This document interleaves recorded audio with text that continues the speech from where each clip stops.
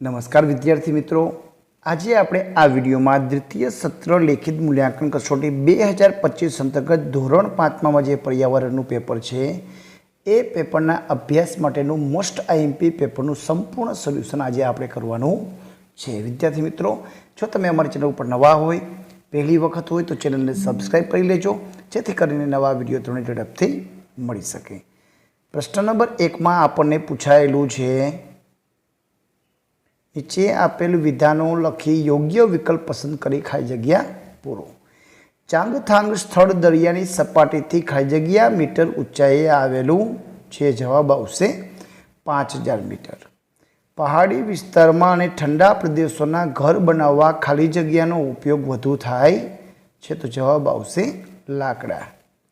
House બોટની છત પર કરવામાં આવતી જે કોતરણી છે એની ભાતને ખાલી જગ્યા કહેવામાં આવે છે, તો ખતમ બંધ કહેવામાં આવે છે। તો આ રીતે જવાબ લખવાના છે।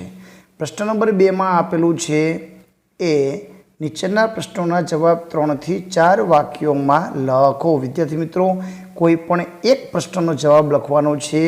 પહેલો પ્રશ્ન છે પોલિયો વિશેની તમારી સમજ લખો। આપણને ખબર છે કે પોલિયો છે એક રોગ છે કે જેના દ્વારા કોઈ પણ વ્યક્તિના શરીરમાં વિકલાંગતા આવે છે, પણ અત્યારે દર વર્ષે પોલિયોના ટીપા પીવડાવવામાં આવે છે, જેના કારણે પોલિયો રોગ છે એ હવે જોવા મળતો નથી। તો આવું તમે આમાં લખી શકો છો।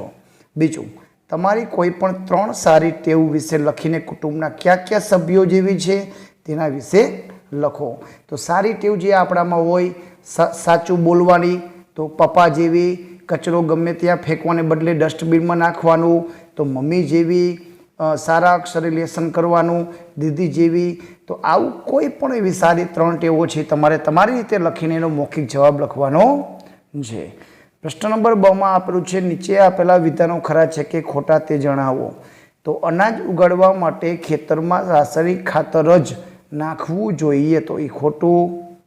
અળસિયા જમીનને ફળદ્રુપ બનાવે છે, તો સાચું। બીજમાંથી છોડ ઉગી નીકળે છે, તો જવાબ આવશે સાચું। આગળ જોઈએ, પ્રશ્ન નંબર 3માં આપેલું છે નીચેના પ્રશ્નોના જવાબમાં 4 ઉદાહરણો આપો। વિદ્યાર્થી મિત્રો, અહીં કીધું છે કે તમને તમારા કયા કામમાં ફૂંકની મદદથી કરો છો, અને 4 ઉદાહરણ, તો ભૂંગળી વડે આગ પ્રગટાવવા, ફૂગો ફૂલાવવા, કે ચશ્માના કાચને સાફ કરવા, કે કોઈ વાંસળી વગાડવા। કોઈ પણ જગ્યાએ જે ફૂંકનો ઉપયોગ થતો હોય 4 ઉદાહરણ લખવાના છે। તો નંબર 2માં આપેલું છે કે આપણે ગરમ વસ્તુઓને ઠંડી કરવા ફૂંક મારીએ, તેવા 2 ઉદાહરણ, તો ચા હોય તો એને ગરમ કરવા માટે, ગરમ રોટલી હોય તો ફૂંક મારીને ઠંડી કરવા માટે। તો આપણે એવા ઉદાહરણ લખી શકીએ છીએ। પ્રશ્ન નંબર 4માં આપેલું છે માગ્યા મુજબ જવાબ આપો। ગુજરાતના 6 જિલ્લાઓના નામ વિદ્યાર્થી મિત્રો 33 જિલ્લાઓ છે, તો એ 33 જિલ્લાઓમાંથી કોઈ પણ 6 નામ તમારે લખી લેવાના છે। મોરબી, રાજકોટ, દાહોદ, જામનગર, ભાવનગર, અમદાવાદ, સુરેન્દ્રનગર, સાબરકાંઠા, બનાસકાંઠા, વલસાડ, ગીર સોમનાથ। કોઈ પણ જિલ્લાના જે નામ આવડતા હોય તો કોઈ પણ તમે 6 લખી શકો છો। તમારા જિલ્લામાં તમને કઈ કઈ નદીઓ અને પર્વતો જોવા મળે છે એ 2 નામ લખો વિદ્યાર્થી મિત્રો। ફોર એક્ઝામ્પલ કે મારો જિલ્લો છે મોરબી છે, તો વિદ્યાર્થી મિત્રો એમાં નદી આવે છે મચ્છુ નદી, અને પર્વતો છે એ મોરબીમાં નથી। તો વિદ્યાર્થી મિત્રો અહીં જવાબ નથી મેં લખેલું, કદાચ નાની મોટી વાંકણમાં ટેકરીઓ આવેલી છે, પણ એનું નામ શું છે ખ્યાલ નથી। તો વિદ્યાર્થી મિત્રો, હવે તમે કયા જિલ્લામાંથી છો અને તમારા કયા જિલ્લામાં કઈ નદી અને કયો પર્વત આવે છે મને જરૂરથી કોમેન્ટમાં જરૂરથી જવાબ લખજો। પ્રશ્ન નંબર 5માં આપેલું છે નીચે આપેલા પ્રશ્નોમાં તમારો અભિપ્રાય જણાવવાનો છે કે વિવિધ પ્રાણીઓ તમારા જીવન સાથે કેવી રીતે સંકળાયેલા છે। 4 ઉદાહરણ આપો। ગાય ભેંસ છે તો એ આપણને દૂધ આપવા માટે એ રીતે જોડાયેલા છે। બળદ જેવા પ્રાણીઓ છે એ ખેતી કામમાં ઉપયોગી છે। ઊંટ જેવા પ્રાણી છે એ આપણને ઊન આપે છે, જેના ગરમ કપડાં બને છે। વિદ્યાર્થી મિત્રો, કૂતરો છે એ ઘરની ચોકી કરે છે, એક પાલતુ પ્રાણી તરીકે રાખીએ છીએ। ઊંટ છે, ઘોડો છે, સવારી માટે ઉપયોગી પ્રાણી છે। તો આવું પ્રાણીઓ વિશે તમારા જીવન સાથે જોડાયેલું હોય એ તમે લખી શકો છો। બીજા પ્રશ્નમાં છે તમારે 2-3 દિવસ માટે પ્રવાસમાં જવાનું છે તો તમે કઈ કઈ ચીજ વસ્તુઓ સાથે લેશો તેની યાદી વિદ્યાર્થી મિત્રો આ તો પ્રશ્નો બધા જ વિદ્યાર્થીઓ આવડે છે. ઘણી વખત આપણે ફરવા જતા હોય છે તો 2 દિવસ 3 દિવસનો પ્લાનિંગ હોય તો આપણે જે વસ્તુઓ લઈ જતા હોય છે પછી પહેરવાના કપડાં હોય, સાથે તેલ, સાબુ, શેમ્પૂની જરૂરિયાત હોય, સાથે અરીસો હોય કે દાંતીઓ હોય માથું ઓરવા માટે, કે 2-3 દિવસનો નાસ્તો હોય, કે ઠંડી જેવી જગ્યા હોય તો ગરમ કપડાં કે ઓઢવા માટેની છાલ હોય. તો એ બધી જ વસ્તુ તમે અહીં લખી શકો છો. મોબાઈલ, સાથે મોબાઈલનું ચાર્જર, પાવર બેંક પણ લઈ શકાય, ફોટા પાડવા માટે કેમેરો પણ લઈ જઈ શકાય. તો આ બધી વસ્તુઓ છે તમે યાદી તમે તૈયાર કરી શકો છો. પ્રશ્ન નંબર 6માં આપેલું છે વર્ગીકરણ કરો સાપસીડી, ક્રિકેટ, કેરમ અને ખોખો. તો એમાં ઘરમાં રમાતી રમતમાં સાપસીડી અને કેરમ આવશે અને ઘરની બહાર રમાતીમાં રમતમાં ક્રિકેટ અને ખોખો આવશે. નંબર 2માં આપ્યું છે તમારા ગામ કે શહેરની અણગમતી બાબતો વિશે લખો. વિદ્યાર્થી મિત્રો અમારા ગામ કે શહેરની વાત કરી તો ઘણી બધી એવી બાબતો જે ખરાબ હોય છે આપણને જોઈને કદાચ એમાં સુધારો થવા લાયક બાબત હોય કે આ વસ્તુ ન હોવી જોઈએ, આના બદલે આ સુધારો થવો જોઈએ. તો ક્યાંય પાણીના પ્રશ્ન હોય, પાણીનો બગાડ થતો હોય, કે પાણી ન મળતું હોય, કે ગટર ઉભરાતી હોય, કે રસ્તા સારા બાગ બગીચાઓની જરૂરિયાત હોય, એવી બધી વસ્તુ તમને લખી શકો જે તમને ન ગમતી હોય એ બાબતો અહીં લખવાની છે.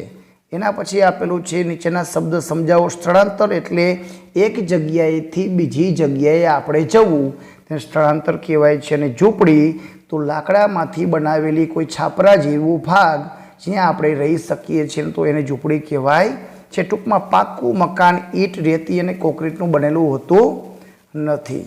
આગળ જોઈએ બંધ બેસતા જોડકા જોડો.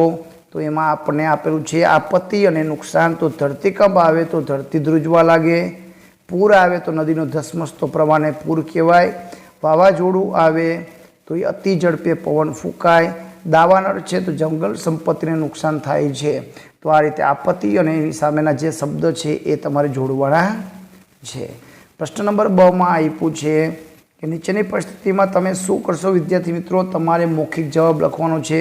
હવે ધરતીકંપ આવે ત્યારે આપણે શું કરાય તો ક્યાંક ઘરમાં હોય તો ખુલ્લા મેદાનમાં જતું રહેવું જોઈએ, થાંભલા નીચે ન ઊભું રહેવું જોઈએ. જો આપણે સ્કૂલમાં હોય, વર્ગખંડમાં હોય તો ટેબલની નીચે કે બેન્ચની નીચે બેસી જવું જોઈએ. તો આવી બાબત લખી શકાય. જ્યાં સુધી ધ્રુજવાનું બંધ ન થાય ત્યાં સુધી ઘરમાં પ્રવેશ ન કરવો જોઈએ. બીજો પ્રશ્ન છે આગ લાગે ત્યારે શું કરવું જોઈએ. આગથી દૂર રહેવું જોઈએ, ફાયર બ્રિગેડવાળાને જાણ કરવી જોઈએ, ફસાયેલા લોકોને બચાવવાનો પ્રયત્ન કરવો જોઈએ. તો આવા આપણે ઉપાયો કરી શકીએ. સીમાં આપેલું છે ચિત્ર જોઈને તેના વિશે 2 વાક્ય લખો. વિદ્યાર્થી મિત્રો અહીં વેક્યુમ ક્લીનર છે જે સાફ સફાઈ માટે વપરાય છે. તો આપણે એના વિશે લખી શકાય છે. જમીનને સ્વચ્છ અને ચોખ્ખી કરે છે. નંબર ડીમાં આપેલું છે નીચે આપેલ કાર્યો કયા કયા વ્યવસાય કરો છે. બસ ચલાવવાનું કામ ડ્રાઈવર, કપડાની ઇસ્ત્રી કરવાનું કામ ધોબી, અને શાકભાજી વેચવાનું કામ કાચીઓ કરે છે. તો આ રીતે આપણે જવાબ લખવાના છે. પ્રશ્ન નંબર 8માં આપેલું છે કે નીચે આપેલા નકશામાં નીચેની વિગતો દર્શાવો. હવે ગુજરાત રાજ્યનો રાજકીય નકશો અલગથી આપો. તો વિદ્યાર્થી મિત્રો આપણને પેપરમાં નકશો આપે એ નકશામાં આપણે આપણી વિગત દર્શાવવાની છે. તમારો જિલ્લો દર્શાવો. વિદ્યાર્થી મિત્રો તમે જે જિલ્લામાંથી હો એ જિલ્લો અંદર દર્શાવવાનો છે. મેં મોરબી દર્શાવ્યો છે.